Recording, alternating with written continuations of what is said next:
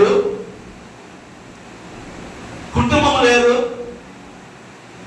కానీ ఆమె కలిగి ఉన్న గొప్ప లక్షణం ఏంటంటే ప్రార్థన అనుభవం కలిగిన కుమార్తె. గట్టిగా చెప్పకూడదమ్మా దేవుడి. తన యవన కాలంలో ఏం కలిగి ఉందంటే భక్తి కలిగి ఉంది, ప్రార్థన అనుభవం కలిగి ఉంది. ఈరోజు తల్లిదండ్రులు లేని కుమార్తెగా ఉన్న హదస్స, ఎస్తేరు అనబడిన హదస్స ప్రార్థన జీవితాన్ని కలిగి ఉన్నది కనుక తనని ఎవరు చూస్తున్నారంటే దేవుడు చూస్తూ ఉన్నాడు. ఇలా మీకు ఇంకొక ప్రశ్న రావచ్చు, అంటే తల్లిదండ్రులు లేకపోతేనే దేవుడు ప్రార్థన వింటాడా అని అనుకుంటున్నారేమో. అది తప్పదు. తల్లిదండ్రులు ఉన్నా మీరు నిజముగా దేవుని సన్నిధిలో వెతుకులాడితే, దేవుని సన్నిధిలో ప్రాధేయపడితే, దేవుని సన్నిధిలో పాదాలు పట్టుకుంటే మాత్రం ఖచ్చితంగా నువ్వు నీ గోల్ రీచ్ అవ్వగలవు. ఖచ్చితంగా దేవుని సన్నిధిలో నువ్వు ఆనందించగలవు. ఎప్పుడో తెలుసా? దేవుని పాదాలు పట్టుకున్నప్పుడు, దేవుని పాదాలు పట్టుకునే అనుభవంలోకి వచ్చినప్పుడు నీ జీవితం మారిపోతుంది, నీ లైఫ్ స్టైల్ మారిపోతే.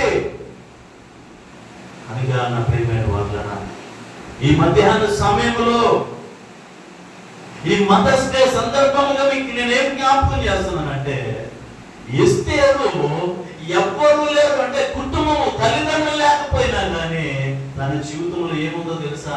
ప్రార్థన కలిగి ఉన్నది. తన జీవితంలో ఏముందండి? ప్రార్థన కలిగి ఉన్నది కనుక ఆమె ఏమైపోయిందంటే షూషాను కోటకు రాణి అయిపోయింది. షూషాను కోటకు రాణి అయిపోయింది. అప్పటికి ఆల్రెడీ ఒక రాణి ఉంది, వస్తి అనే రాణి ఉంది. ఆమె కూడా చాలా సౌందర్యము కలిగిన స్త్రీ అని రాయబడి ఉంది. అలాంటి సౌందర్యము కలిగిన స్త్రీని రాజు గారు పిలిస్తే ఆమె రాలేదు అనే ఒక చిన్న కారణం చేత రాణి పదవి నుంచి ఆమెను తప్పించేసి